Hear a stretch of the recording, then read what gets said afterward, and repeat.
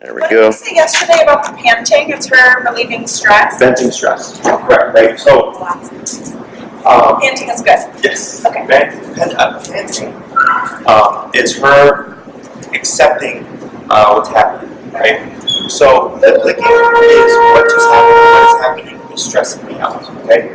So, for instance, she's sitting down, a dog passes, she licks her lips, that's just stressing me out. It's nothing good or bad. But if you can recognize that, you can start learning more about her. Okay? So let's say you're out on a walk and maybe a car backfires. You scratch her and lick her lip. Yeah, so I go, okay, she doesn't like cars backfire. Okay? So things like that, I tend to file away so I learn more about the dog. The panting, so for instance, when we were pressing those thresholds, when Lex would come by, she would lick her lips and she's going, like, this dog is stressing me out. But eventually, the brain has to relax, right? So I'll show you here, this one, the bumps. Yep.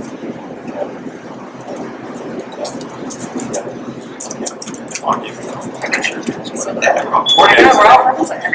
So I just press this one out. It's the bumpy one, correct. Now, you notice I didn't say anything. I just started tapping a little bit, got to the leash, and she goes back to the position. That's how it's supposed to be, okay? And of course, I'll give more details on this when we start working with her. So Lex was passing, she's licking her lips, she's going ahead and start walking in my personal space. And then eventually she goes, okay, well, she's not disappearing. The brain has to let go of that tension, the panting happens, and then she's going, okay, like, this isn't so bad. Exactly. So ideally, what I want to see is if I see her panting, this is what we would call a light state. If I brought my dog out and her mouth closed, that was tension. So it went from open mouth to closed mouth. So then you want to note that, right? Then maybe it goes from open mouth, closed mouth, back to open mouth. She had a moment because of habit. She let it go. She because like she literally can't help feeling a certain way when something happens. Okay? So the dogs are reactive animals. When something happens, she responds. There is no forethought. She doesn't wake up going, I'm going to terrorize dogs today. Okay? She's walking outside, and if she sees a dog, boom, reactivity, right? So that's why we stress calmness. Because a calm dog is a thinking. A calm dog escalates. 0, 1, 2, 4, 6, 10. But you have all those opportunities to cut the behavior before 10 happens. Most people wait for 10 to happen before they want to stop the behavior. I don't want to see Lunch be barking. So if I see her perk up when she sees a dog, and I know where she's going to go, don't even perk up. That's much easier to manage than it is to manage the full-blown reactivity. Okay? Now, life's going to happen. You're going to turn a corner. There's going to be a dog. There's going to be a dog. Oh my God. She's so excited. This is good distraction for her. And this is also good for rewiring association. Because she's used to, like, Lena does what she wants. Even though you were trying to instill structure, it wasn't structure that she really understood, right? So now you're kind of rewiring her, like, no, what they've been doing is also going to carry over to us. Okay? So, you see a dog, it's so abrupt, reactivity happens. Okay? When it comes to the spectrum, reactivity towards humans tends to go away first, then calm dogs, then puppy type excited energy, then reactive dogs, and then sudden run-ins, or like just in the building with an apartment, starting with the elevator, and they just open, and there's a dog there. Like those are always the hardest. It's like an alley, that's always something that I worry about. Coming out, they turn, Yes, because it's so abrupt, right? That's normal. It's going to take a little bit more time because you can't plan for those times they happen. But you will have the capacity to stop her. And I'm going to teach you how to control and maintain. There's other things that you can do to help alleviate. Over time, yes, you can stress it. Okay? Or she might perk up like this. You can still squash it, but instead of perking up and straight into reactivity, there's a delay now. Okay? But since you can't plan for those things ahead of time, that's why they take longer. Okay? Questions so far? Great. So for today, what we're going to worry about is just teaching the concept of remote and a couple of commands. Break, which means your job is done, you're free. Okay? So think of the commands as clocking her in to work, and then the break is clocking her out. So like right now I'm clocking. You pay for my time. I'm here. I'm not on my phone. I'm talking to my friends. Right? Afterwards, I'm clocked out. I can do what I want. Right? Same thing for the dog. So right now she's clocked in. Okay. So no matter what's going on, her job is to be within this area. Okay. So we stress a lot of duration here. Okay. And this is the easiest thing to do, but the one thing that people don't do. Okay. So for dogs, especially dogs that are used to too much freedom, it's a lot of impulsivity.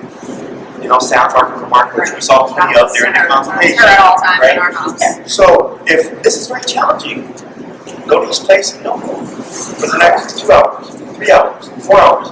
Puppy stand over there, you still don't move, right? A dog's walking by, you still don't move. But in her brain, it's a lot of work because she's used to it. Exactly. So now we've had to like teach her, like, no, there are rules and boundaries and there's a structure. And it's super simple. It's, you know, I don't know if you saw, we have tethers here with all these leashes, right? It makes training so much easier, okay? It has no effect on reliability. So she can still hop off, and just like that, and I don't have to get up. I can be at the desk right there promoting.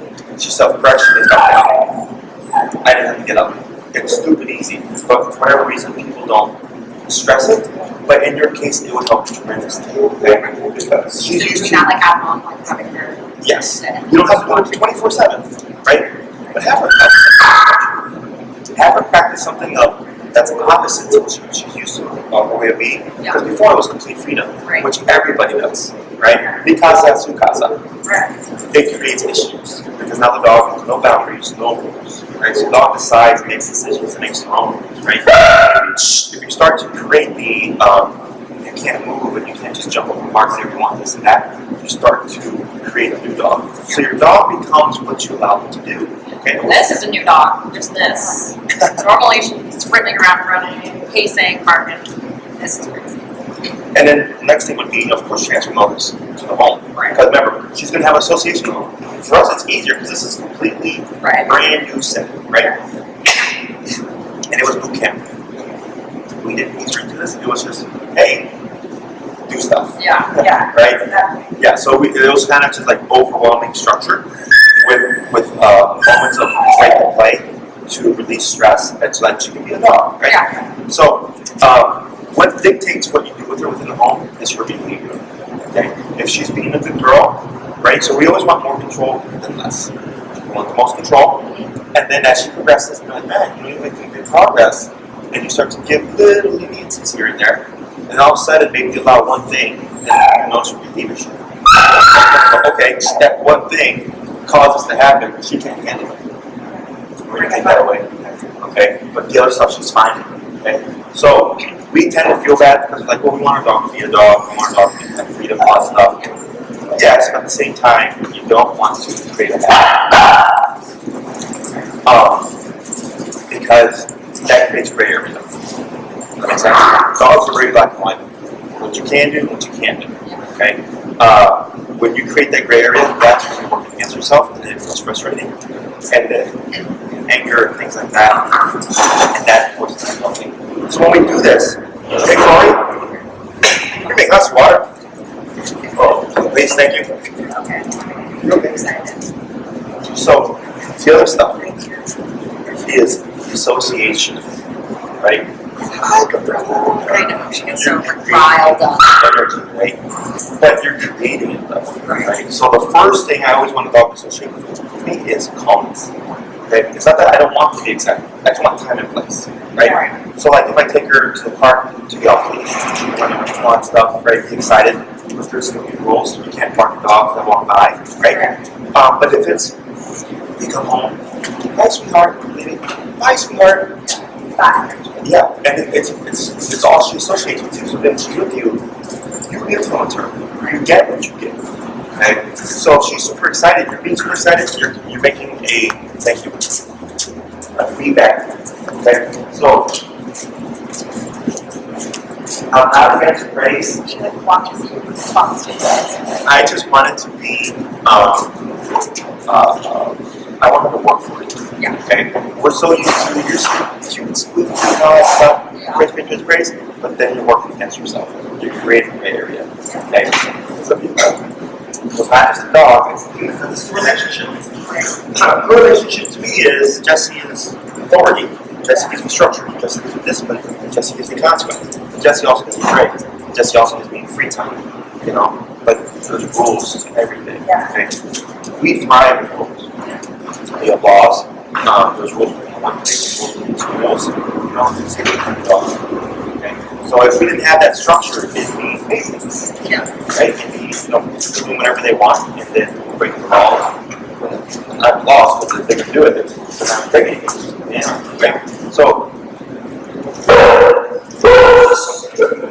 okay? So, before we start,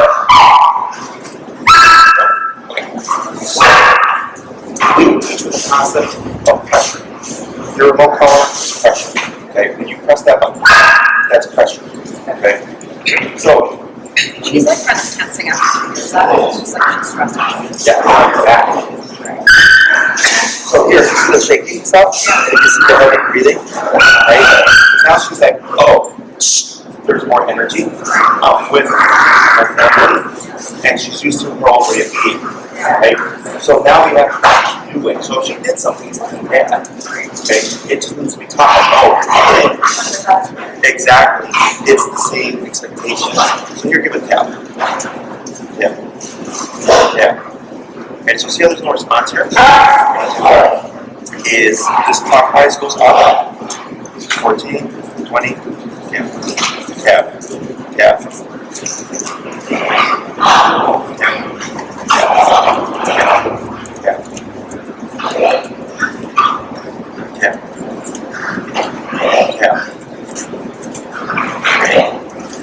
See what I created there? Okay.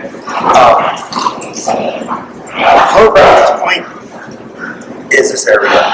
So what happened was, she's here. This happens. Here. 14 wasn't working. I bumped to 20. More pressure. Jumped off. And she was thinking, well, maybe it's this. I kept it on. Nope, that's not the answer. She jumped back on. Goes more away from the gate and hits her back. This is what we call avoidance behavior. Okay? So I can't make her like stuff.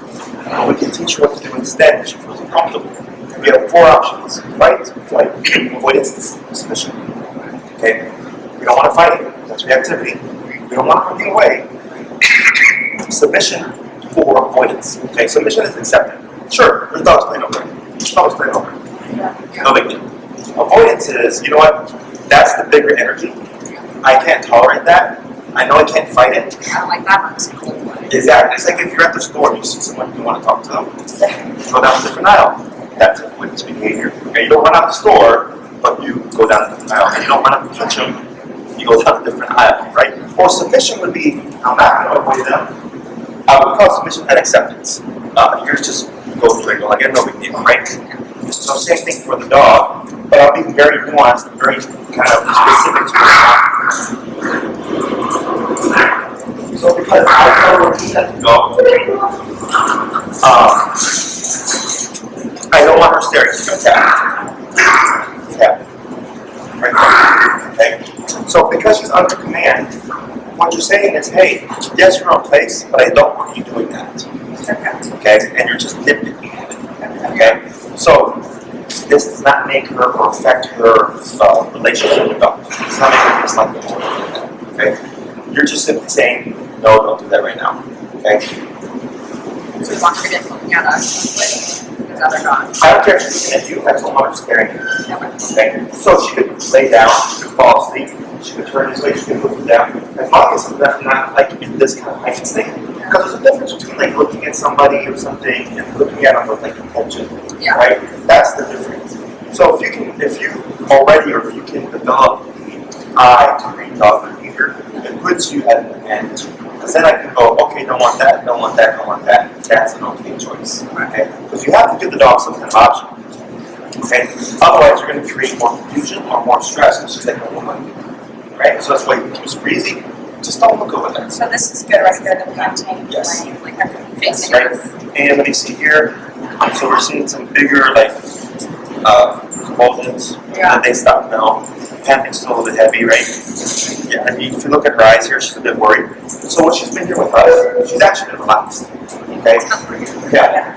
During the video, she was more worried because we were pressing more. Right? But in terms of the environment, once she's been exposed to day one, she's actually really relaxed. The only time we see her get mighty is if like there's a big energy against the head, or like I brought up a dog that was super nervous and it like triggered her, where she started staring and she was really tense. I wanted her to stop, and she let it go. She was shaking like crazy. Because half of the time here, we react to the target response. Oh, it's not out here, that's not an option. So it has to come out. So she's like fighting her. Yes. Okay. This is all part of the process. Okay? So, questions? Alright. So right now, when you were tapping, you weren't saying anything. You were getting more into behavior mode. Okay? When you're in behavior mode, you're just remoting.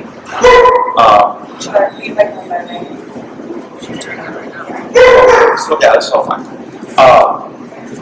When you're in behavior mode, you're just saying don't do that. Okay? Obedience mode is control. So for instance, if I put her under heel, he would stay sitting this down. Okay? So if she says no, can I remote her? The remote is for the heel. Does that make sense? Yeah. Yeah.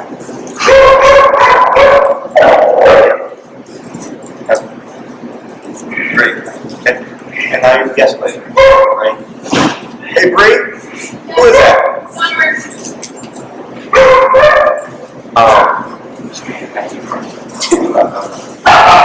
I'm so quiet. Oh, that's Quincy. So what you're doing here is we have her under a reference point, and then you're saying, don't worry about the other stuff. Okay? So when it comes to this, don't okay?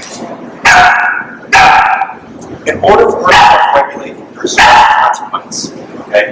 If you were to say no and then remote it, you always have to say no. Does that make sense? Yeah. So what you're trying to teach her is when you worry about this happens, and in order to avoid this, you don't worry about it. Yeah. That's how dogs self-regulate. Okay?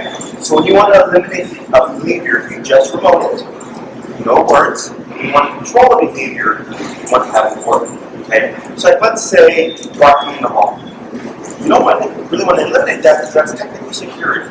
Right? You may want to drop down the frequency the much, right? But if I want to control it, and I say I would want to stay quiet, then follow the remote. Or she knows when I hear the word quiet, exactly. Okay. I'm not trying to kill it. I'm trying to tell her when I say let it out. Okay? No, that makes sense. So what we're going to show you here is the heel placed in the right hand. Heel is going to be the primary factor in your activity. Okay? If she's afraid, here is it. This overrides the discomfort of the dog. She's more worried about this than she is about the dog to approach. Yeah.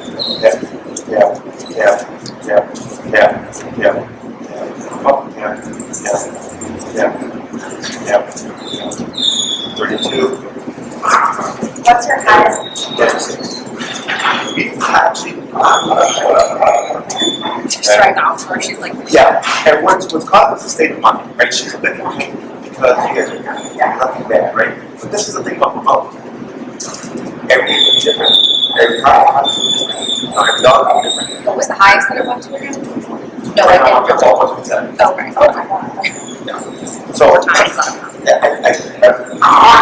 because she's not done anything that's warranted a harsh hit, right? And she's been pretty compliant with everything.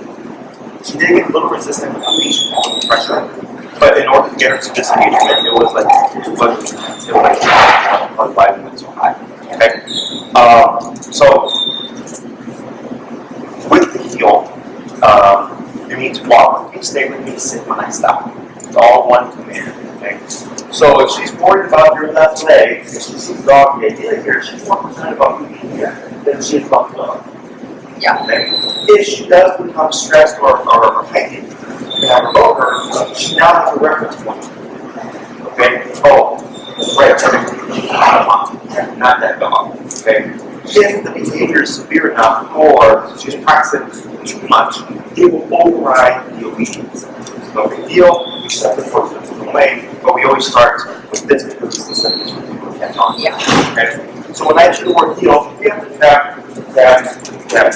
At this moment, she is now clocked in to this number. Okay. High now. Go down to 14. There we go. Go down. So when it's too high, she kind of freaks out? Yes. Okay. Right? So it's all a big reaction earlier. Remember, early 36 was barely anything. Yeah. But then her mental state came down. Yeah. 36 happened. Whoa! Right? Yeah. I dipped down, and because it was so dramatic, I dipped down considerably. Okay? And if she's not paying attention, I can always Exactly. Okay, and for her, we go jumps up to 3. Her operating number has been around 12 to 18-ish. Okay, she's actually fairly low. Of course, this is controlled context, things like that. Outside in your neighborhood may be different. Okay? Yeah. So heel. So when she's under command, there should never be any tension on the leash. Her job is to just walk with me. Okay? Go. Good. Go. Okay. Little place. Okay. So if Miss Nina here gets ahead of me, all I do is make a 180 turn in the opposite direction. Okay. But you see how there's no tension? Yeah. Okay. This is how it's supposed to be. Most people walk their dog like this. Yeah. Or like this, right? That creates more tension. That creates reactivity. Okay? Because now you're defeating her energy. So that she goes 40 tense off the dog. Why should I be? Right. Okay. So here, who is that? Quincy? Yeah. Put it in the back. Whenever we're with the dog, no tension from us unless it's directional pressure. Okay? It's directional meaning like let's say she's going that way, and that's the wrong thing, doing a little bit of edge this way. But this ultimately makes her follow my lead. Okay? You always want to jump to this more than this. Okay? I never, if possible, use this because when the eye condition anyway, let's say she gets off leash, the all that communication is this tool, right? And if you've been using a lot of this to help, now you don't have to do. Right. Now she's not going to know what to do. But the other thing is, you've never going to force yourself to just use this to make it all fun. Does that make sense? And everybody's instinct is always the dog, grab the dog, stuff like that. And my instinct is always let it happen. We're in controlled context for training. Use your tool to train the dog. Okay. So from the heel,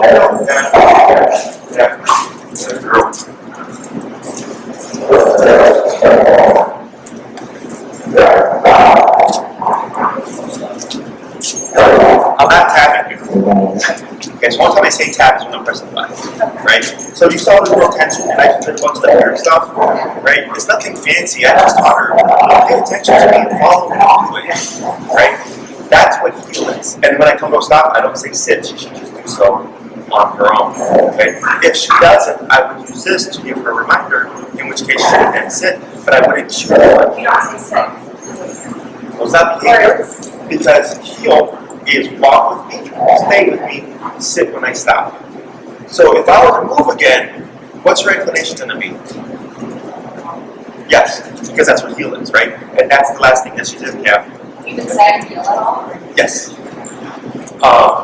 If I were to say sit, sit means put your butt on the ground, don't move. There are two opposite commands.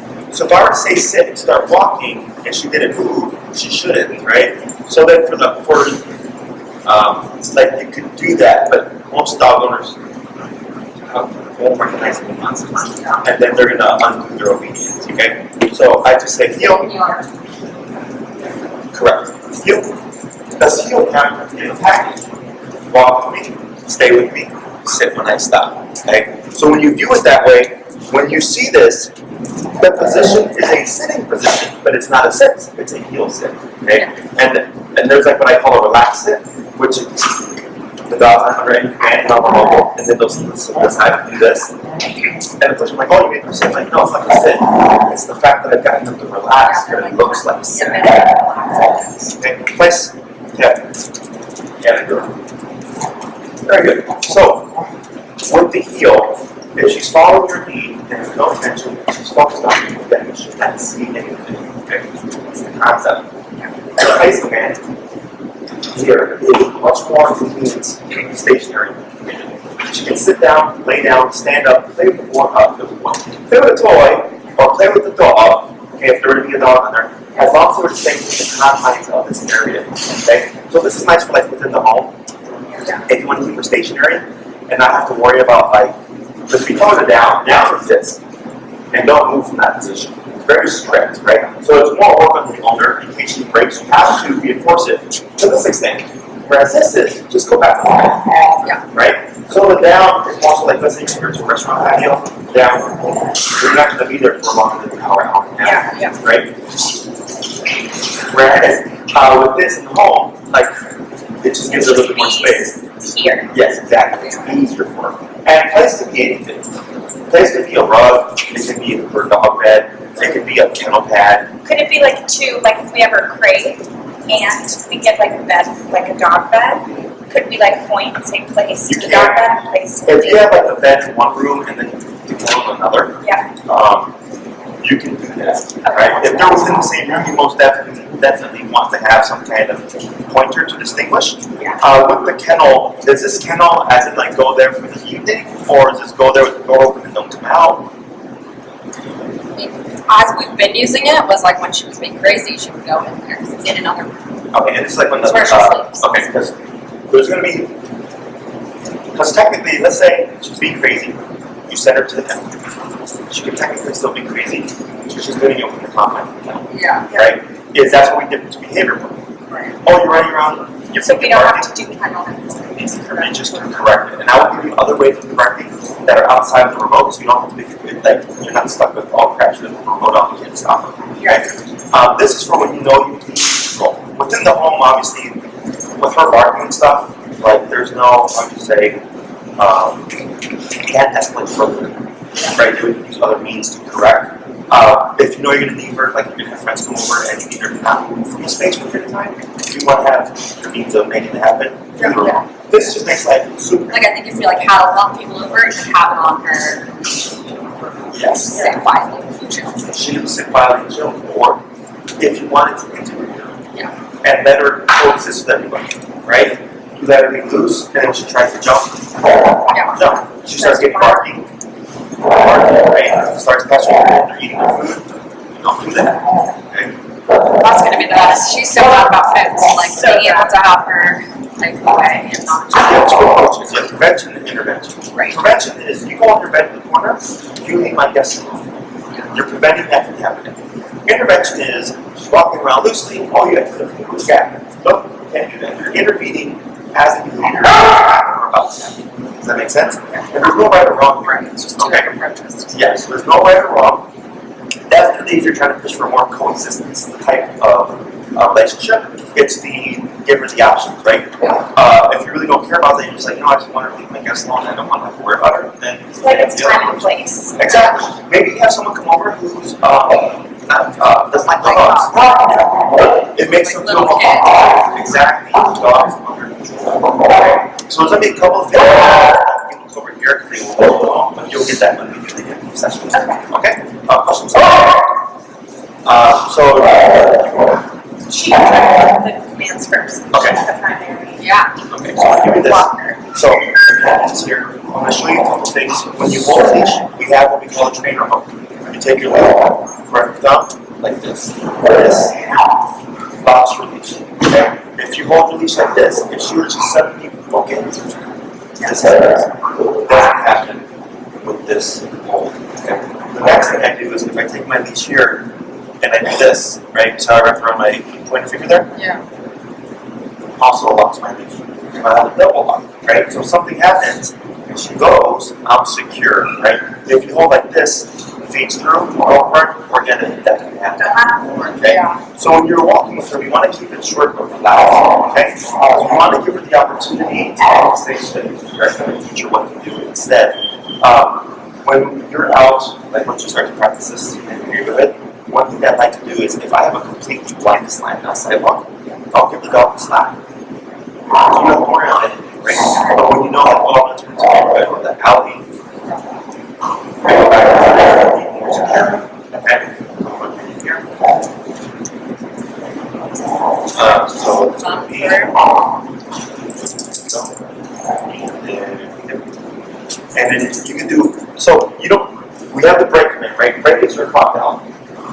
don't have to say break to go to heel.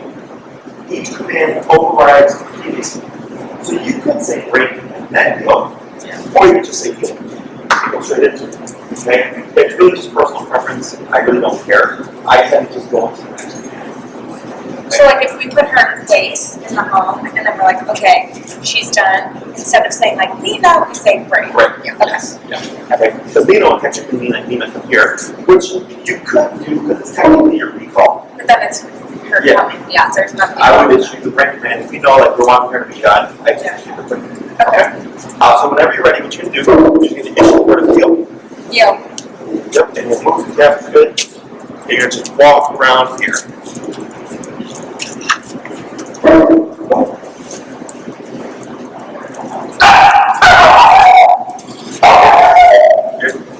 That big reaction here, Yeah. right? What's your number?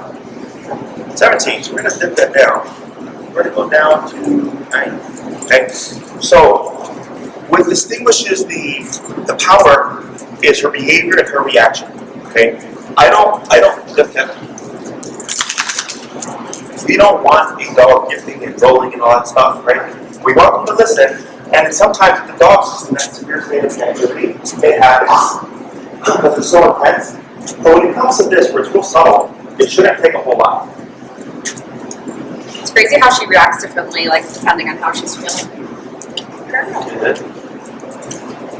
What do you go that? Keep moving, keep moving, keep moving, keep walking, keep walking, keep walking. There you go. Good. Like her getting used to the tapping while Go to your left, keep moving forward. Yep. Yep. Push this forward. Yep. Yep. Yep. There we go. She's got a lot of options because of all the placemats, right? So what's important here is what you're doing. So when you stop, right? If she gets confused and you stop and you're reloading, she's looking at you like, what am I supposed to do, right? And she's like, if you're not moving, maybe I'm supposed to be here. So when you keep her movement, she's like, oh, because it's supposed to be in heel, right? Now she went at one point, she went like this, and she jumped to that mat, right? We know we want her on our left. Now, she's on the left side. Does that make sense? So yes, you always just, you move in a way that will help her come back to your left side easier, okay? And there's a bunch more nuances to this. I'm not going to worry about them right now, just want to get used to the concept. But anytime she's doing something aside from reactivity, like confusion, you want to keep what you're doing with the remote, keeping that pressure on, until she goes, oh, boom, I'm supposed to be here. Okay? Otherwise, if you stop, you'll now bring the delve into more confusion. How many times do you give it? Like, let's say she's at 14, and then I'm walking her, hitting it, and it's not doing anything. How many times do you give it for 3? That's a very good question. I call my 3-tap rule. 10, tap, tap, tap, no response. 15, tap, tap, tap. 20, tap, tap, tap, right? For her. Exactly. For her, she's going to have like 2 increments. Her would be 2, 3, tap, tap, tap, over, yep. I'm going to walk you guys dating. Yep. Good. Go to speed up your walk. Just walk around here. Yep. Good. If we're running with her, can we also do heel? Yes. Now, when it comes to that, what I've seen in the past is when you run with a dog, they tend to like it. Okay. My theory is because they know you're going to be walking or running for a period of time, they find a pace that they can hold for a period of time, and they will get to that. Because you can blast them on 127, then they'll run up, and then they'll slow down a bit, right? And then no matter how many times you do so, they'll keep going back, and I think that's fine. Okay? So in that case, that means that she should say like, hey, if you're going to run for an hour, cool, but I'm going to be at this pace. Yeah. Very good, right? So you see right there, she made a mistake. She got up, right? You tapped, she sat back down. It was a little bit of a head shake, but it wasn't anything crazy. Yeah. She jumped backwards. This was like, okay, that's fine. All right. So it's learning to when you can read those little nuances, that tells you when you're too high and when you are too low.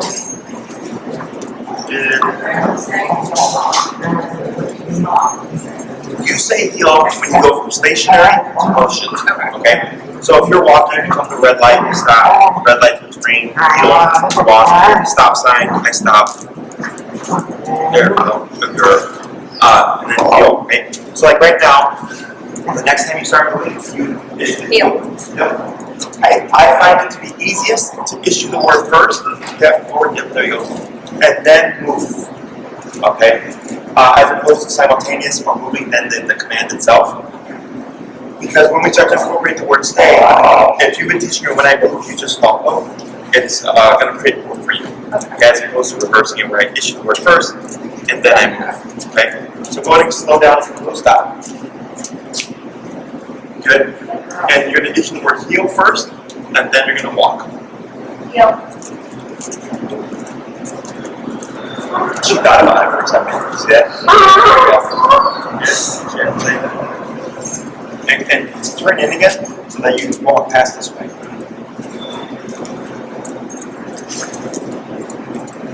Good. I'll do a tight turn right there. There we go. And turn in here because I want to see if she jumps. Yes. Good. Then words. There we go. Good. Good. And then slowly stop. Good. Good girl. Okay. So no tension on the leash. Yeah. This is mental control. People always want physical. If we have a Rottweiler on your 40-pound dog, you have Mastiff, Yeah. or so, Physically controlling is possible. yeah, you'll be arguing with them all day, right? You control the brain, you control the body.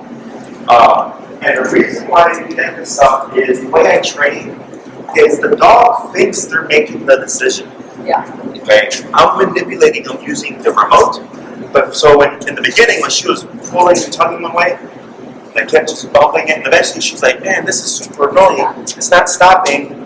What happens if I go over here and it stopped?" And she was, "Oh," but then she passed again. And kick in. Oh, it's annoying Yeah, again. she thinks she's doing it. Exactly. So then it would turn off, and she made the decision. So and we saw a couple of instances of a protest where she would grab at the leash and stuff. And she's like, "Screw this game, I'm not playing it." Yeah. And we could use the remote, just going up little by little. So eventually she's like, "Oh," because she would grab the leash with her paws. A lot of dogs do it because she's going, "Give me back control." That's how that's Yeah. perfect, okay? So if I remove the leash, I did the work. She never made the decision of, "You know what, maybe I should be compliant."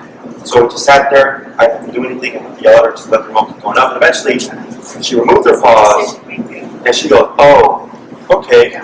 Yeah. If I'm Makes sense because compliant, when we used to walk her, she's always trying to bite the leash when we're walking. It's like she's trying to. yeah, it's either So control when or she's doing frustration. something bad, we don't stop her behavior like by removing the leash or removing her It's from the making her scenario. remove herself. We use the Yeah. Unless it's like an emergency Yeah. or something, I allow the dog to exhibit the behavior and tap, let it go up, tap, let it go up, leash, let it go, tap. There we go, and relax. Because I want to be black and white. This was the position she was in, right? Her laying down isn't bad on the scope of what she can do, right? Because we really care about reactivity. However, it comes down to little things like this. Because if she goes, "Oh, you're gonna be here for a while?" Lay down, right? I get it. But she made a decision out during your command. You're in a heel, she's in an auto sit. She decides, "I've had enough, I'm gonna lay down." So technically, if she could do that, which is a tiny thing, if you're walking her, she decides like, "I'm gonna bark that dog." The little stuff makes her think. Yes, right? So that's why I tell her, super black and white, super strict. Because for her, she's thinking like, "Oh crap, I can't even like lay down." You know, is what's going to help keep her in check. We want to target the big thing, but the big thing is composed of little things that went unchecked or unforeseen or unseen, what have you. So when you start to address this, you also have to address everything before it. Otherwise, the dog goes like, "Well, sure, but you let me do all these other 20 things. So why is this one thing a problem for you?" And she's not doing anything again out of malice, out of spite, or anything like that. She's a dog. She's doing what she got away with, and now she's learning a new way of being. Okay, so she's technically still in the heel. She's in an auto sit. What I have you do here is going to issue the word place, you start tapping, and you're just going to give a single step forward towards the placement. Place. And tap, tap, tap, right there. Again. Okay. So when you're pressing, that's the concept of pressure on. Tap, tap, tap. Compliance, stop. Okay. So let's say she started to talk back. I don't want to do it. Tap, right? And then I increase that tap. 15, 18, 21, and those 3 taps increase, right? Then she flushes it. 21. Take off that pressure. Because that's what teaches her, oh, that's what you were wanting. Okay? So have you ever seen a dog posture a dog? Where they get really tense? Oh, yeah. Yeah. She does that all the time. Okay, that's pressure. Okay? So like let's say I see 2 dogs on the playground. And one dog has a ball. Another dog comes up, starts to posture. They're putting pressure when I want that ball. This dog now has a response. Do I give it up or do I fight for it? They walk away, pressure is released, thank you for the ball, walk away.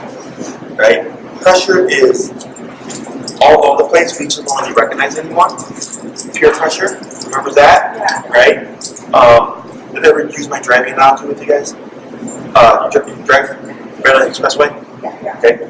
You're driving, somebody's right on your bumper, you know, you either turn lanes or switch lanes, nothing, speed up, or hit the brakes, right? Those are 4 responses to the fact that they're putting pressure, putting spatial pressure to get you to either speed up or get out the way, Yeah. right? It's the same concept here, but the way that we're different it the remote, okay? So that's how we interpret that pressure on concept. So if you know, I need Nina to sit, you cue it, you put on the pressure, and you keep that pressure on until this happens, and then we release it.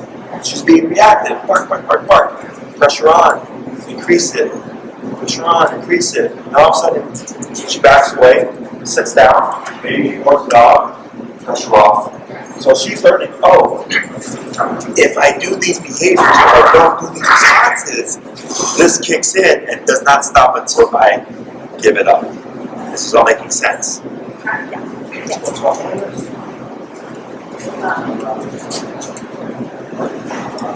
Should I turn the page back? Oh, Yeah. Yes. oh, that's right. Right there. Okay. So the button that you're going to be worried about is this funky one here with the neck. Okay. So you can either release her, you can put her in the heel. You can use either one of those. Okay. And you want to move with her on your left side. So go to turn, yeah, and then just walk because you've already issued the word. Tap. There we go. Yep. Yep. And pull your left. Yep. Keep going forward. There you go. Good. And relax. Good. Turn to your right. Turn to your right. Yep. To your right. To your right. There you go. There you go. Good. So you see how it brings you to your left? Yep. You can turn to your right. Good. We see how there's no tension on the leash, right? So this is, if I have the capacity to do so, and I have an open sidewalk, this is how I like to walk, because that shows me the dog is paying attention. Okay? Go to relax your right arm, and then with your left arm, slow down. Slow down. She would sit right here. Is when you relax this. Relax. There you go. You're going to wrap this like this. Like that, and then we relax like this. Okay? So when you're walking, if you have to walk by dogs, you want to have this hold. Okay? Because this secures her. So as for leashes, like should we use one of these kinds of leashes on walking? You can use a She regular has like one. that thick, like shorter leash. You can use her Not slacking with that. her normal one. Yeah, it would probably, because this is a 6 foot lead, it'd probably be a little bit higher up. So you can you can also just get a standard 6 foot nylon, a thinner one. Because I don't. I guess it doesn't matter if it's that strong, if she has the walker on, like, it doesn't matter if it's strong. Yeah, I mean, I had people get like the biggest, like look at those chain leashes for like the Rottweilers and stuff. That thicker. Yeah, and I'm like, for me it's clutter, right? Like I'd like, yeah. So if you want, you can. This is called a slip leash. You can get I think I get like 15 to 20 bucks. Yeah, I haven't seen the one. So I like them a lot because it makes it easy to slip it on. Yeah. The other thing with slip leads, if there's tension on if she's pulling, and moves off because it happens. is if you don't alleviate the pressure or not using pressure, you'll choke them up. Yeah. Yeah, keep the pressure. Yeah, building pressure up. Yeah, keep your over time. Yeah. There you go. Relax. Great. Okay. So, Lay down. Tired. questions? So she has a prong collar. Should we just like keep out? It's up to you. So the way the problem works is it's physical control. So the way I typically incorporate when I train is those 7 running signals. If you turn the corner and she becomes reactive, you don't have enough time to do mental control. It's wrong, right? You're jumping straight to physical because you're trying to contain while this does its work. Okay? So you can't. So the puzzle on how we'll have. Yeah, until you get to the point where you're like, oh, we're good. Yeah.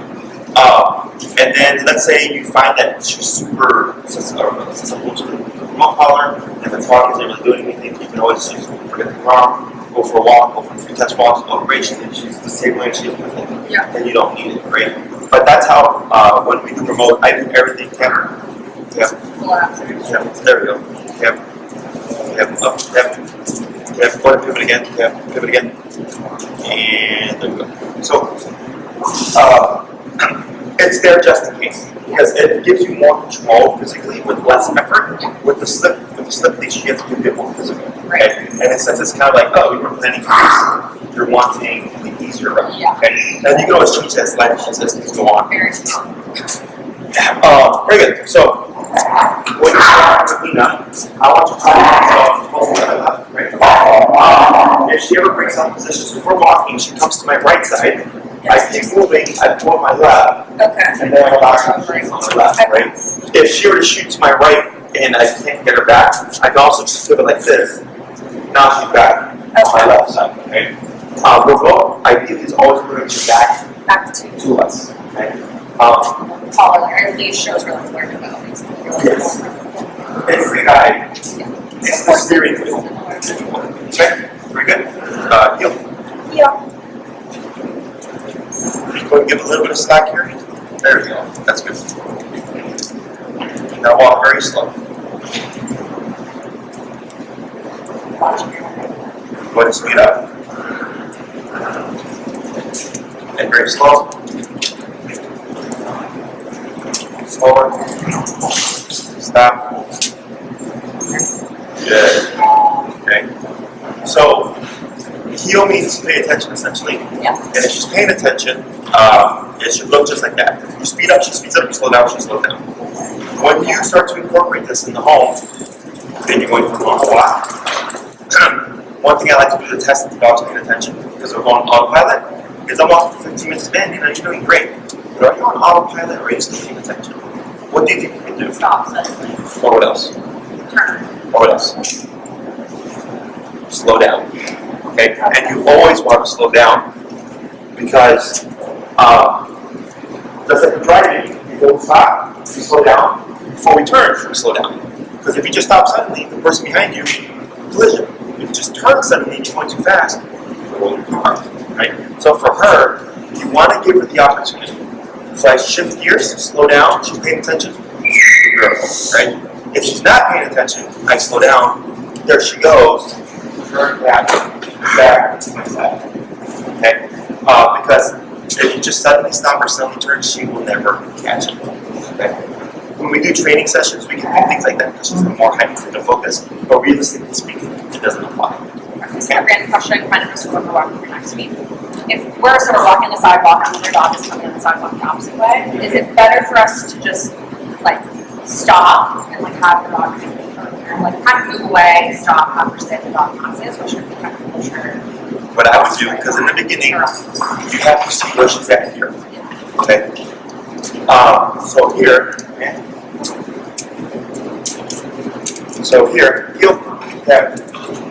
If I'm walking, and yes, I see the dog approaching this way, Yeah. I step up as to the edge of the sidewalk as I can. She should sit, and then I shorten a bit more.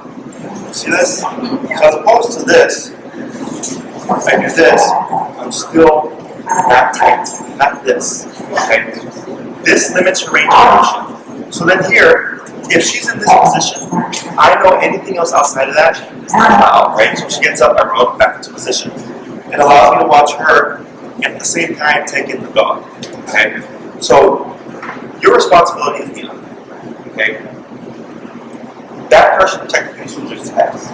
But it does happen where they're walking and they're like, oh, you stepped aside so my dog can read them.